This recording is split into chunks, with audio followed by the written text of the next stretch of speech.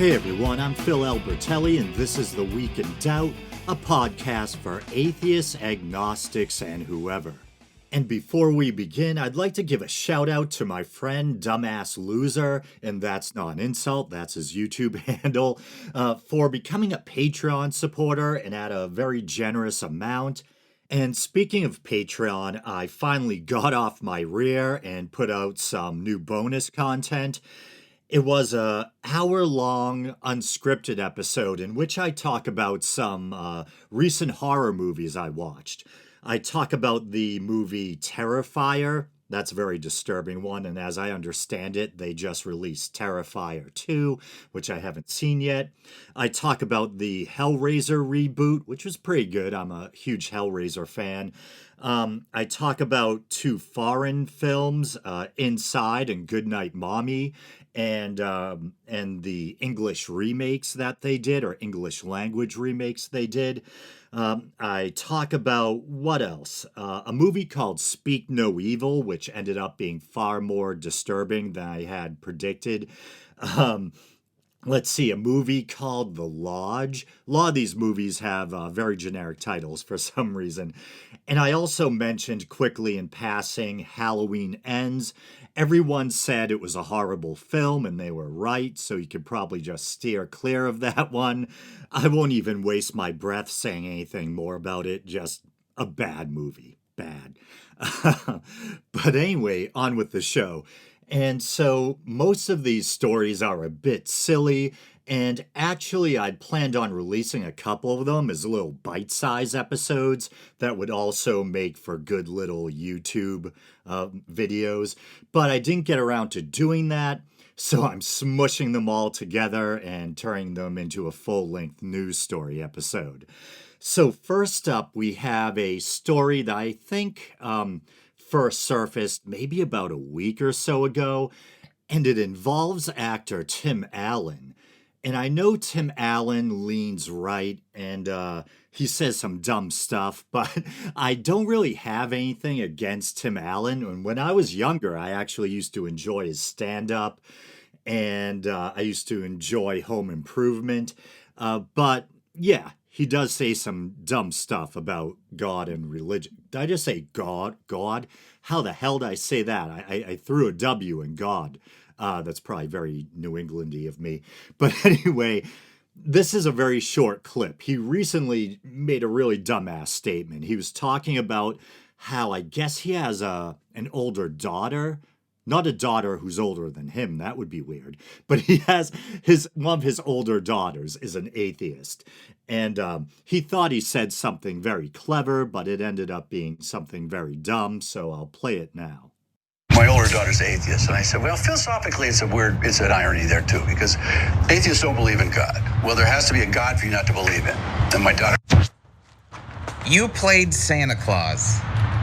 Does he exist? And so you could probably tell there was a content creator there commenting on the clip at the tail end. And I actually pilfered that clip from the Young Turks. And they pilfered it, I imagine, from that content creator. So kind of meta, a bit of, shades of Inception. And in fairness to Tim Allen, he gets cut off pretty quick there, so I'm not sure what he said after it.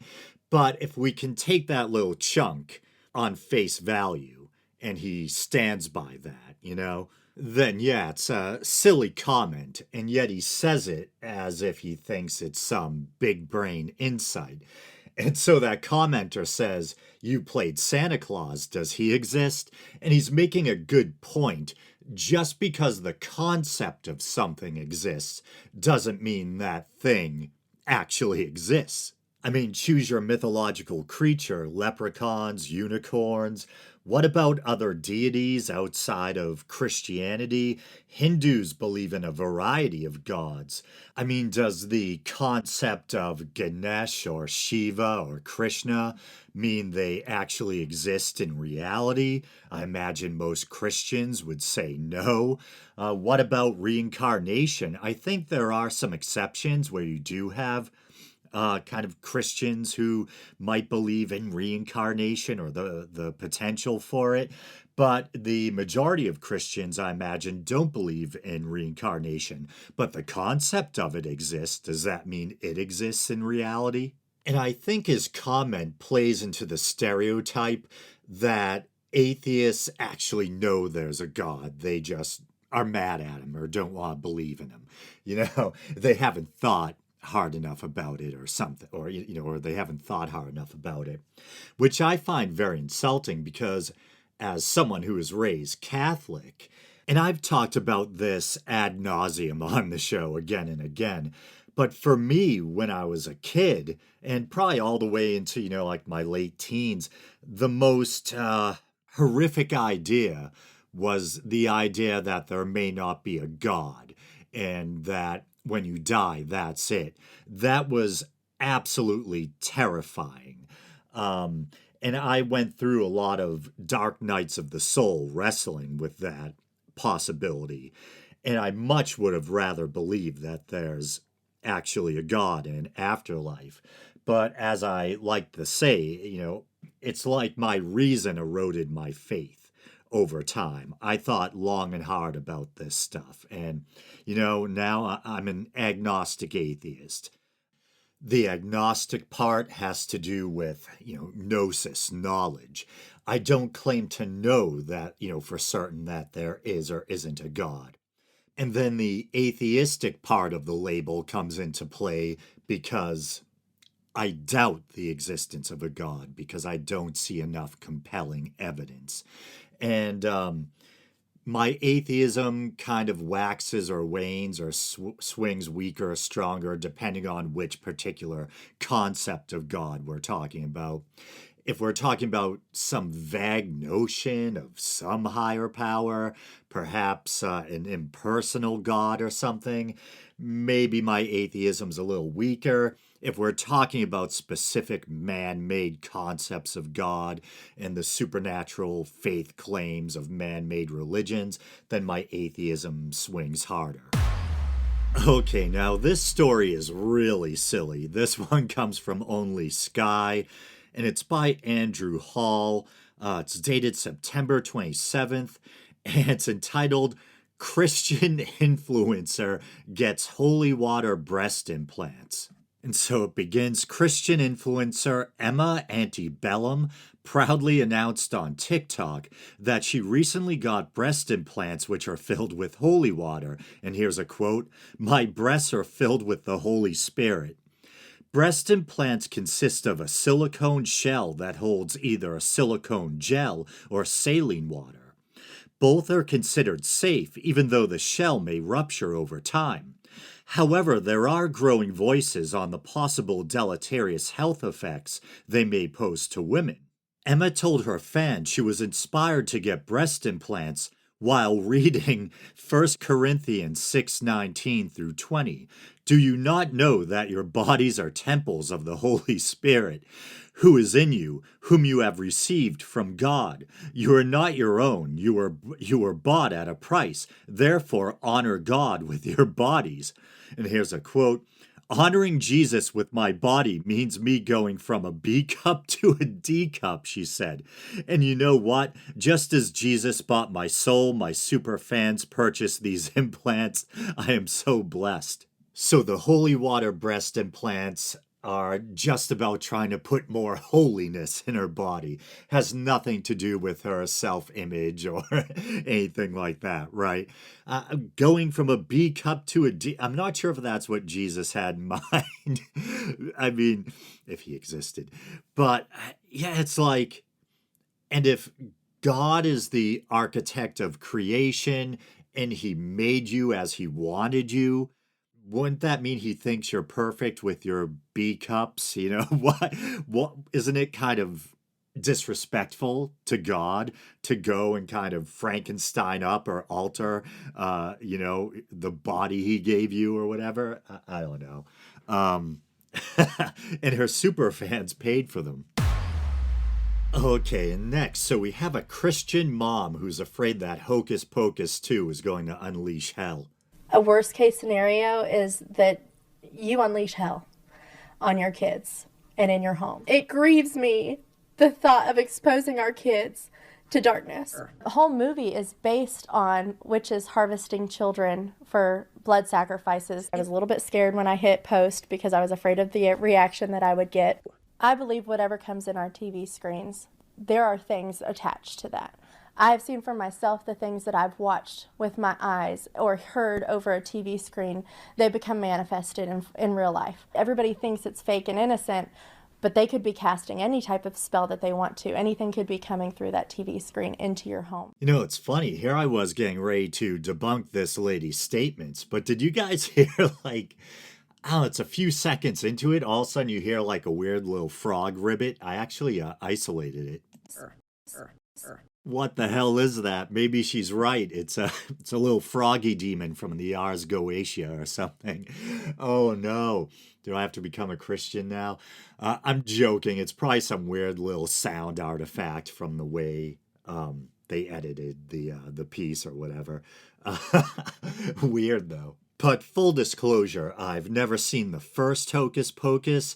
I have no plans or desire to ever see the second Hocus Pocus, but I seriously doubt that there's any spiritual or supernatural harm that can come from viewing the movies. First and foremost, because I strongly doubt the existence of the supernatural. So I think the world is safe from the Hocus Pocus movies, other than whatever cringe they may induce upon the viewer. And that's probably not fair since I've never seen the movies. Are they cringy? I don't know. But her concern that certain movies could open a portal for the demonic, it reminds me of when I was a kid. I was born in the 70s, grew up in the 80s, into the early 90s.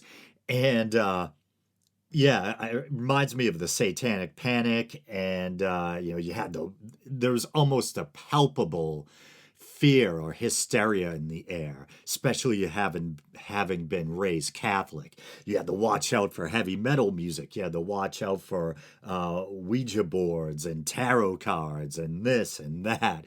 It seemed like just about anything could potentially open the way for demonic influence. Yeah, it's a very superstitious and paranoid way to view the world, and I'm glad I'm free of that. So as I mentioned at the end of the last episode, I wanted to get in the habit of including a science-related story at the end of each full-length news story episode. And so this week I found a story from Live Science about how the CIA is investing in a biosciences company, a company that wants to try to bring back the woolly mammoth and the Tasmanian tiger. What really caught my interest is I've always been fascinated by the Tasmanian tiger, or thylacine.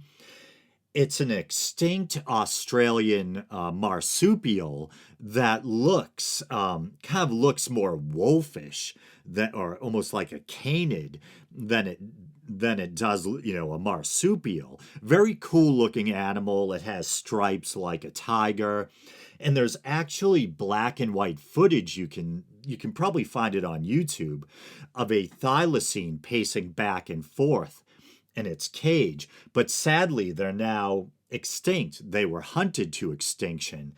And I think there's some people who claim, that there's been sightings of them here and there. I don't know what validity there is to that. But the stories of the thylacine has always really saddened me. They're this really fascinating animal, and to think of them being hunted to extinction, and just as an animal lover in general, I never like to hear of any animal being, wiped out of existence. And I've also always been fascinated by the woolly mammoth and the idea of bringing one back to life. So once again, this is from Live Science, and it's dated 3 days ago, and it's entitled, "The CIA Wants to Bring Woolly Mammoths Back from Extinction," and it's by Brandon Spector. The CIA is the latest investor in Colossal Biosciences, a company that wants to bring woolly mammoths and Tasmanian tigers back from extinction using DNA editing. The CIA is funding research into resurrecting extinct animals, including the woolly mammoth and tiger-like thylacine, according to news reports. Kinda tiger-like, kinda canid-like, in appearance at least, anyway, via a venture capital investment firm called In-Q-Tel, which the CIA funds. The American intelligence agency has pledged money to the Texas-based tech company Colossal Biosciences. According to Colossal's website, the company's goal is to quote-unquote see the woolly mammoth thunder upon the tundra once again, through the use of genetic engineering, that is, using technology to edit an organism's DNA.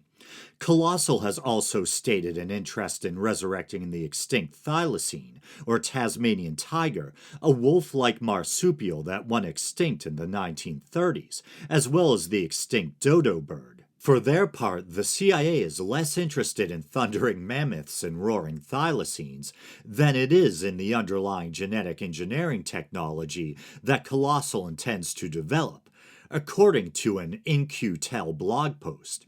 And here's a quote, strategically, it's less about the mammoths and more about the capability, In-Q-Tel's senior officials wrote. De-extinction may sound like science fiction, and to an extent it is. There's no way to bring back the woolly mammoth, as it was 10,000 years ago. However, by using DNA editing tools, scientists can insert cold-resistant characteristics into the DNA sequences of modern elephants, making them genetically similar to woolly mammoths. The resulting creature wouldn't be a mammoth per se. Rather, it would be a proxy animal that's more like an elephant with mammoth-like characteristics. The foundation of this process is a gene editing method called CRISPR, genetic quote-unquote scissors, that scientists can use to cut, paste, and replace specific gene sequences into an organism's DNA. Several of the researchers behind CRISPR won the 2020 Nobel Prize in Chemistry. According to the In-Q-Tel blog post, investing in this project will help the U.S. government to, in quotes, set the ethical as well as the technological standards for genetic engineering technology and keep the U.S. a step ahead of competing nations that may also be interested in reading, writing, and altering genetic code. Not everyone is so optimistic about using genetic engineering tools to revive extinct animals.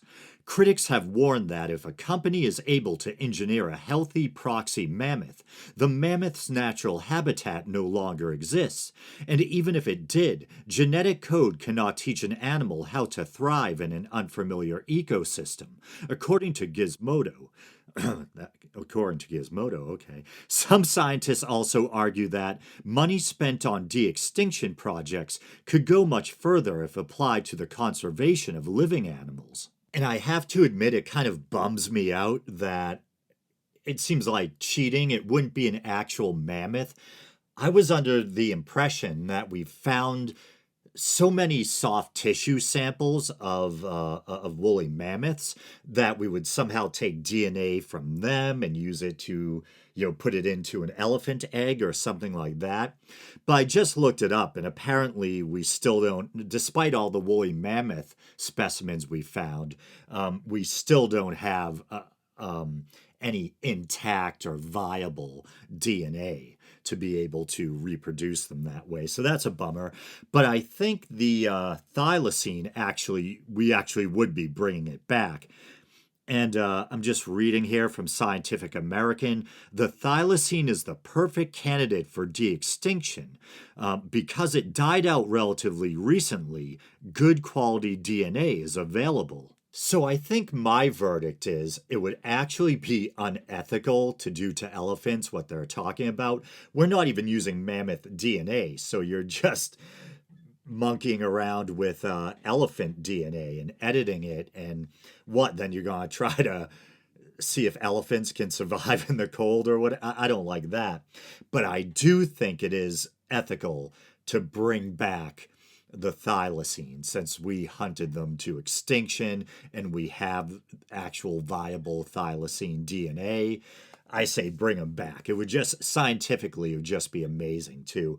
But with that being said, Instead of this story, I almost covered a story that's been in the news about scientists taking human brain cells and putting them into the brain of a rat, and the rat's brains actually successfully assimilated the human brain cells. And I was kind of thinking jokingly to myself, or, oh, here comes Master Splinter or whatever from the Ninja Turtles. It's Splinter who's the big rat guy, right? The martial arts teacher. It's Shredder who's the villain. Okay, anyway, I was never big into the Turtles growing up. I know enough about them just because they're such a big part of pop culture. Long way for a bad joke. Anyway, as always, thank you for listening, everyone. You guys know the drill. You can like the Facebook page. You can follow the show on Twitter, even though I'm not on there much. You can check out the YouTube channel. Maybe you're doing that now. And if you'd like to support the show monetarily, which would be greatly appreciated, you can go to patreon.com/theweekendoubt and help support the show for as little as 99 cents a month. All right, brothers and sisters, until next time.